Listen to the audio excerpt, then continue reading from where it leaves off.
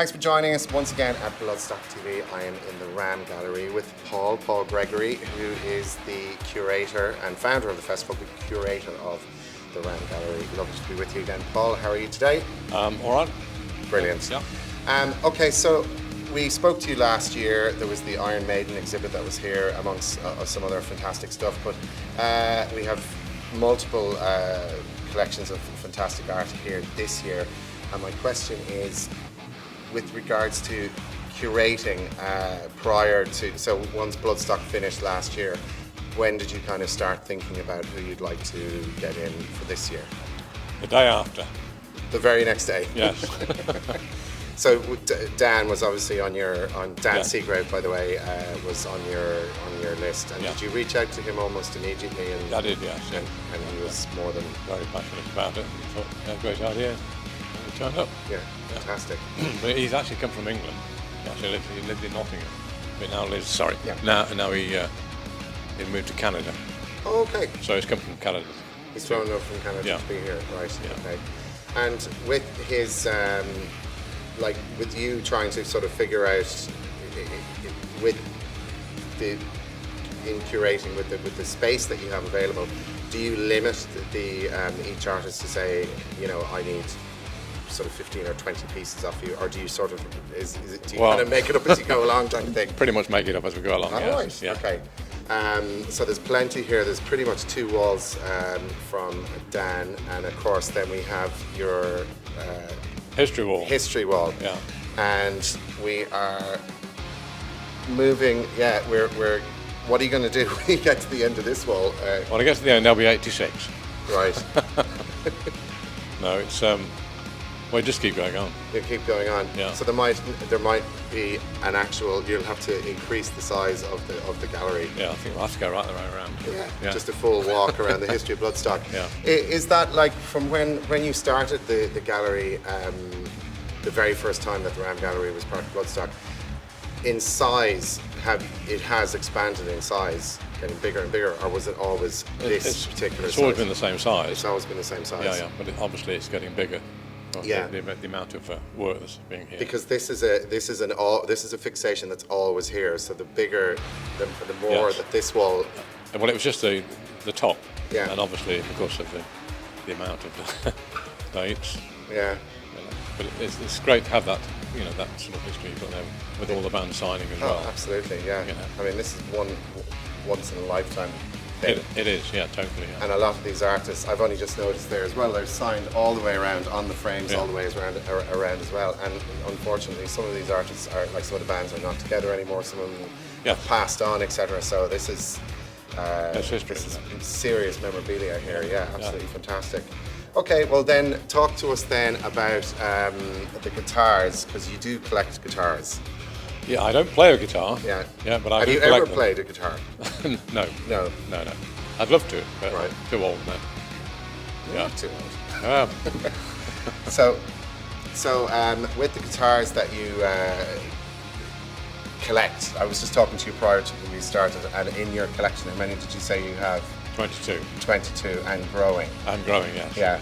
And is it just like with these designs that we see around us here today, we'll catch some on camera, do you have any input at all? Like, do you start out with a commission and say, I would love a Megadeth guitar or a Lemmy bass? Yes, or whatever? that is pretty much it. But, I leave the artist to actually create it.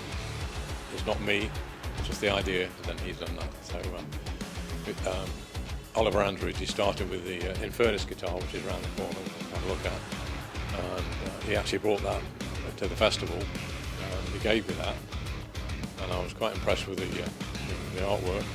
And I said, would you like to do any more? And he said, yes. So, year on year, he's continued to do it. But unfortunately now he no longer does that. So he's moved into blood. He's working with blood, as you do.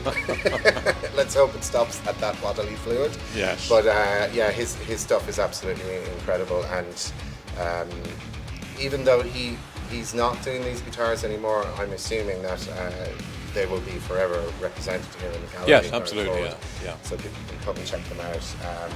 The exhibit here with Mike from Killswitch Engage. Yeah. Was that something that obviously the booking? The first thing was to get the band booked, I suppose, and then Yes. Well, it was actually Vicky that was, that decided, it would be great to have the artist to exhibit this. And I thought, well, it's a great idea, and yeah, it's great. and it's something totally different. It's very different, and his style is really different. Yeah, brilliant. I love it. Yeah, and I spoke to Mike the other day, and this was only the second exhibition he's ever done in his life, and Really? the first one was really small. It was in a local bar, I think, where he lives, and it was to raise money for a local animal shelter or something like that. So That's this cool. was he was just totally taken aback when he came in here because he wanted to see how they were mounted for the first time, because he didn't know how they were. But have you ever had bands in the past that have played the festival that are artists themselves that have exhibited stuff here, or was this the first time? I'm trying to think myself. This is the first time. Right. Yeah. So hopefully we'll get some more of that in the Absolutely, future. If yeah, there are yeah. any bands I'm sure with artists. So with regards now, have you any thoughts? Are you already thinking about next year? I'm always thinking about next year. And can you give us? You're not going to give us anything away. Yes, I'll keep it secret until I get to where it needs to be. Yeah. But looking at talking about the guitars, where Cynosha no longer does them. Mm-hmm. Yeah. Paul Cutting has decided to create the first guitar, which is wow. And this, how long has Paul been doing this for? Do you know? Quite a while him doing it. That's the first guitar he's ever done. Oh, this is the very first one he's ever done? He's ever done, okay, yeah. Right. He made all the guitar stands. Oh, I see, right. Yeah. Okay. That winged beast which he's got there. Are they attached? Actually behind there. Yeah. Yeah, fantastic. We spoke to Paul the other day, Yep. and just not on camera, but he was telling us about the process of how it was incredibly laborious absolutely, thing to do. But, quite insane. Do you think now that Paul could be creating guitars going forward now in replace? Yeah, possibly. I had a conversation about possibility of doing one next year. Okay, fantastic. So once again, look, the Ram Gallery is located right beside the main stage at Bloodstock, and it is just every time you come in here, it's a sanctuary away from everything else that's going on outside, and it's a lovely calm environment, but it is actually, you could spend ages in here just looking at all the marvellous works of art that are here. Will you ever bring back your huge, big, large pieces? Because somebody asked me the other day saying, where's Paul's, the Tolkien stuff? And I said, there was one year where you brought quite a significant amount in. Is that something that you just think, if you feel you want to take it out of storage? Those paintings are not actually owned by myself now. Oh, right. They were sold on years ago. So, oh, okay. So they've all gone. So that was a one-time thing. Well, that's a good thing that they've all gone. Yeah. You don't want them cluttering up your garage, I suppose, do you? not quite in the garage, no. Yeah, I understand.